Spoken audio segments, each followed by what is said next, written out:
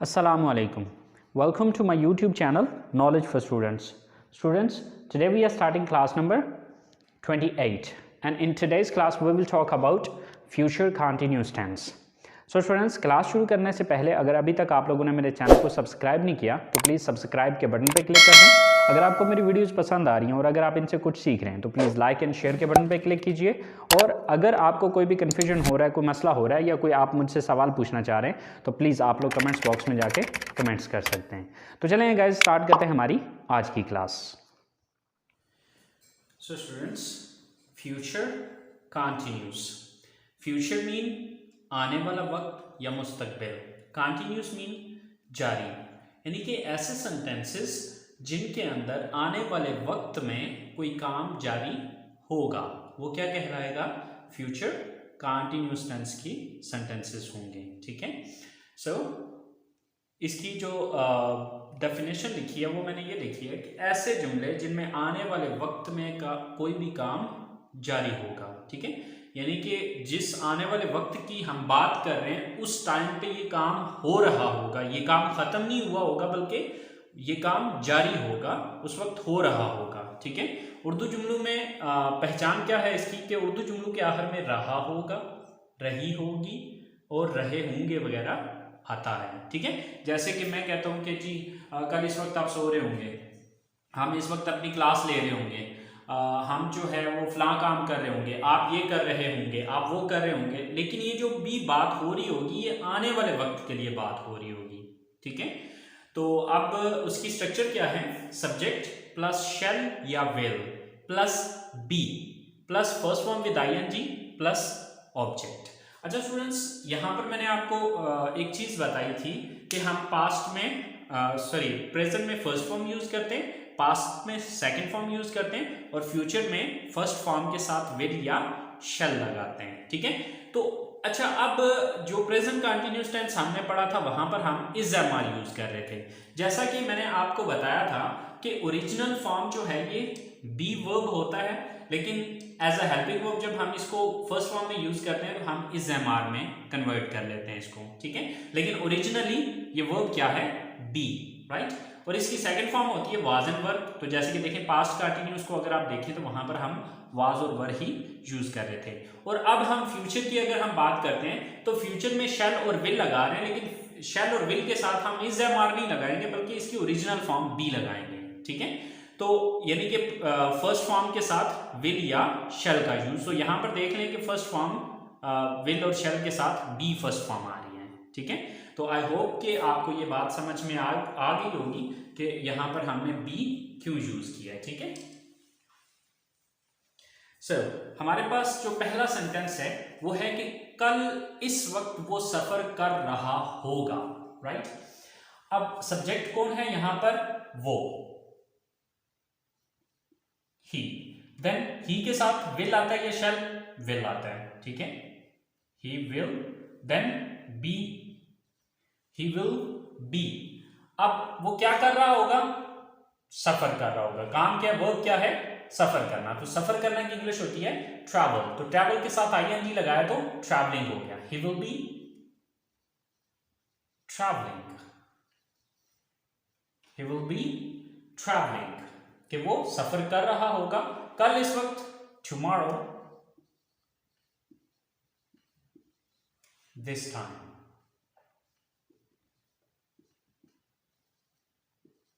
So he will be traveling tomorrow at this time. So he will be traveling tomorrow at this time. वो कल इस वक्त सफर कर रहा होगा। नेक्स्ट सेंटेंस है हमारे पास कि हम 10 बजे अपनी क्लास ले रहे होंगे। सो सब्जेक्ट कौन है? हम, we. Then with we use shall, we shall. Then be, क्या कर रहे होंगे?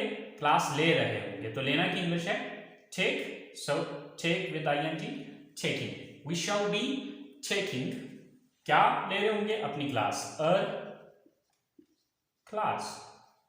We shall be taking a class 10 बजे at 10 o'clock. So we shall be taking our class at 10 o'clock. अच्छा, shall की जगह आप अगर will be यूज करेंगे तो that's fine, ये रॉन्ग नहीं है, ठीक है. So लास्ट सेंटेंस है हमारे पास कि आलिया रात को इस वक्त सो रही होगी, right. So subject Alia. So with Alia we will use will be. Alia will be. Verb क्या है, काम क्या कर रही होगी, सो रही होगी, sleeping. Alia will be sleeping. रात को इस वक्त at night. At this time. So Alia will be sleeping. Alia सो रही होगी at night, रात को, at this time, इस वक्त, right. So आने वाले वक्त में जो भी काम जारी होगा उसके लिए हम क्या यूज करेंगे, फ्यूचर कंटिन्यूअस टेंस यूज करेंगे. उसका फॉर्मूला लगेगा और उसमें फॉर्मूला क्या है, सब्जेक्ट प्लस शैल और will plus be plus first form with ING plus object and full stop. So students ये हमारे पॉजिटिव सेंटेंसेस थे. अच्छा, अब स्टूडेंट्स एक बहुत ही काम की चीज आपको बताने लगा हूं कि अगर हमारे पास दो या दो से ज्यादा हेल्पिंग वर्ब आ जाए, अगर किसी सेंटेंस में हमारे पास दो या दो से ज्यादा हेल्पिंग वर्ब आ जाए तो उस सूरत में फिर हमने नेगेटिव या इंट्रोगेटिव बनाते हुए क्या करना है, ठीक है. अब ये चीज आपने याद रखनी है कि अगर हमारे किसी एक सेंटेंस के अंदर दो या दो से ज्यादा हेल्पिंग वर्ब आ रहे हैं तो आपने जब उसका नेगेटिव बनाना है तो आप ये कंफ्यूज हो जाते हैं कि नॉट कहां पर लगाया जाए, क्योंकि मैंने आपको बताया था कि अगर किसी सेंटेंस के अंदर हेल्पिंग वर्ब मौजूद हो तो हेल्पिंग वर्ब के बाद नॉट लगाना है, ठीक है. तो अब यहां पर तो हमारे पास दो हेल्पिंग वर्ब आ रहे हैं, विल, बी, राइट. तो अब हमें ये देखना है कि विल के बाद नॉट लगाना है या बी के बाद. तो इसका फॉर्मूला ये है कि आने वाला जो भी पहला हेल्पिंग वर्ब होता है, आने वाला जो भी पहला हेल्पिंग वर्ब होता है उसके बाद नॉट लगाना है. तो हमारे पास दो हेल्पिंग वर्ब्स हैं, आई मीन विल, बी. तो हम क्या करेंगे कि विल के बाद नॉट लगाएंगे, ठीक है, क्योंकि हमारा पहला हेल्पिंग वर्ब ये है, ठीक है. तो इसके बाद हम विल और शैल के बाद नॉट लगा देंगे, ठीक है. सो इसका नेगेटिव क्या बनेगा, subject plus shell will plus not, क्योंकि पहला हेल्पिंग वर्ब शैल या विल है, इन दोनों में से कोई एक है, ठीक है. तो इसके बाद नॉट लगाएंगे, then be, then first form with ING and then object, ठीक है. तो चलिए देखते हैं इसके negative sentences. So students, negative sentences बनाने के लिए जो हमारी स्ट्रक्चर है, जैसे कि नेगेटिव का आपको पता है कि वो सेंटेंसेस है जिसमें नहीं का लफ्ज आता है, ठीक है. सो सबसे पहला सब्जेक्ट प्लस शैल और विल, इन दोनों में से कोई एक, plus not plus be plus first form with ING plus object and full stop. So हमारे पास सबसे पहला सेंटेंस है कि वो सिनेमा में फिल्म नहीं देख रहा होगा. सो सब्जेक्ट कौन है, वो, यानी कि वो एक लड़का है. So he. So with he we use will. Then not, he will not. Then be, he will not be.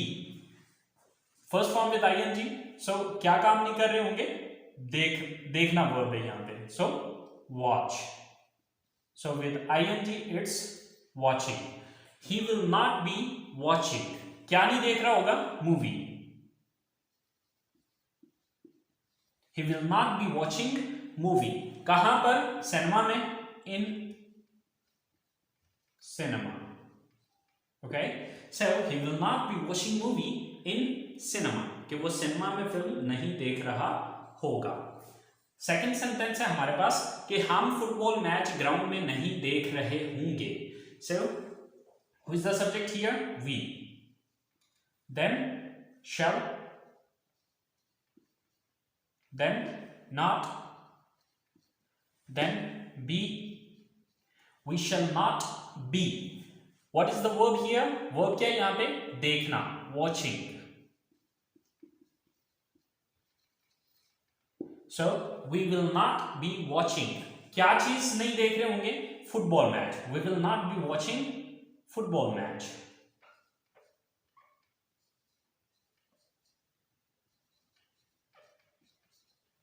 कहां पर, ग्राउंड में, in ground.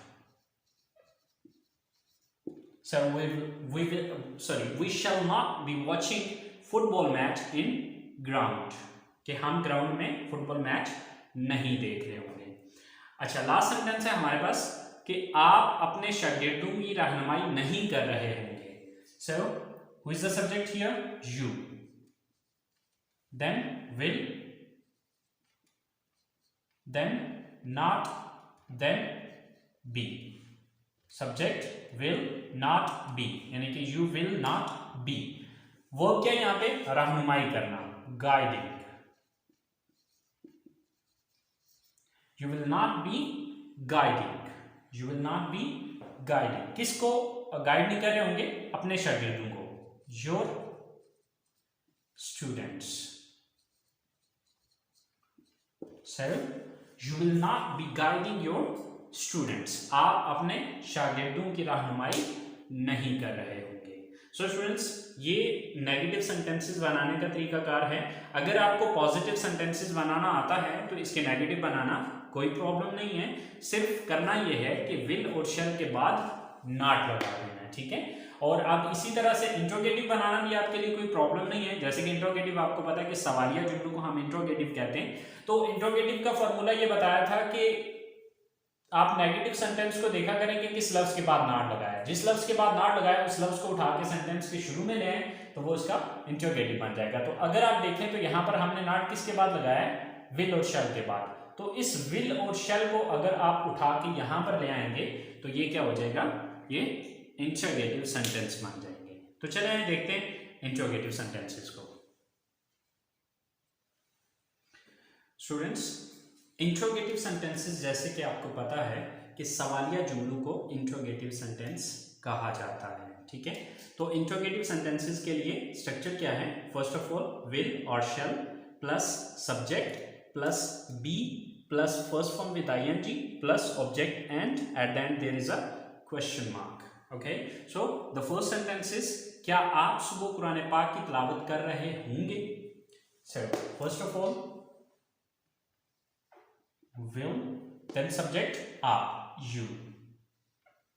Will you, then be, will you be. What is the verb here? तिलावत करना. So तिलावत करना की English होती है रिसाइट. तो ing लगेगा तो reciting.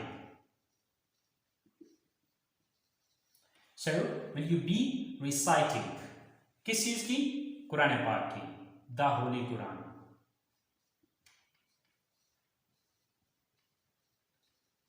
Will you be reciting the holy Quran? कब? In the morning. सुबह.